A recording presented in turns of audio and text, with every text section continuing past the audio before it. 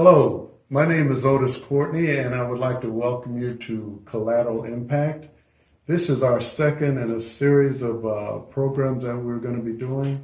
And as I indicated earlier, I'll be sharing my perception of people, places, and things that have affected my life.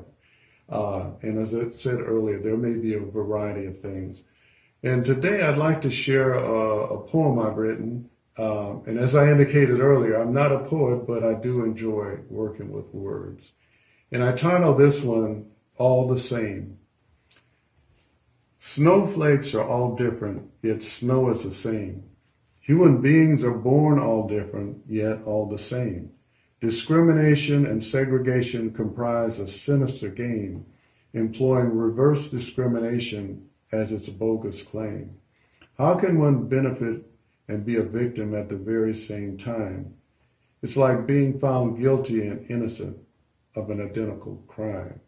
Delays are tools of many deceptive contentions, cloaked in rhetoric to disguise true intentions. The goal is to maintain control despite others' loss, doing whatever it takes to remain as the boss. Discrimination, segregation, alienation, they're all the same. Integration, assimilation, cooperation should be our aim.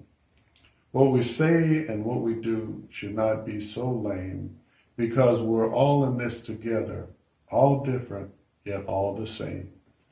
And the reason I happen to write this poem is at the same time that I wrote it, there was a discussion about a lady that you may or may not know, and I hope I pronounce her last name correctly. It's Rachel Dolezal.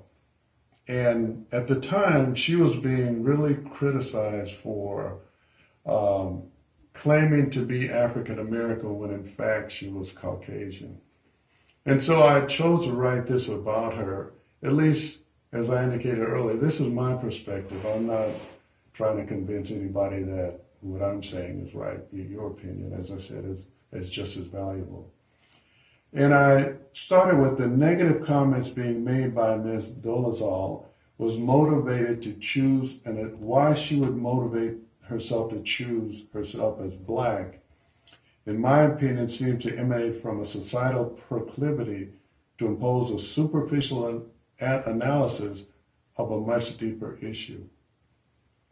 Instead of seeking to try to understand why a white woman would freely choose to identify herself as Black and commit her personal and professional life to working on issues that could improve the lives of African Americans, the overwhelming response is to impose our prior attitudes to justify condemnation of her. It's obvious that Ms. Dolezal's choice confounds many white people and is an affront to many Black people. For those white people whose response to her choice is negative, they assume she must be insane to make a choice. And for similarly disposed Black people, she is able to make a choice that they are unable to make. Therefore, this invalidates for anything she can ever say or do. Why not look deeper into this whole issue of racial identity?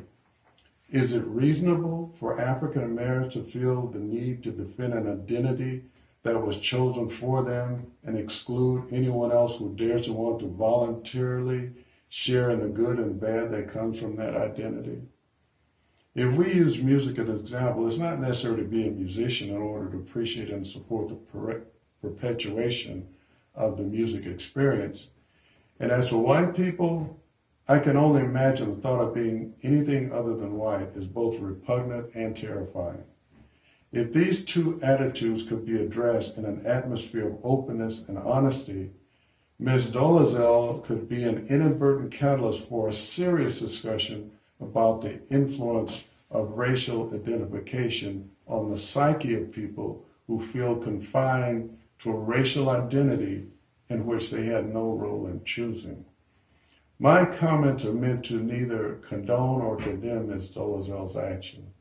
However, as I was able to observe her interview on MSNBC's Melissa Harris Perry, a most open and objective interview, I must add, I found myself inclined to an unconditional, as to what Ms. Dolezal had to say about her motivation for identifying herself as Black, as opposed to relying on my own preconceived prejudices about what I thought might have motivated her.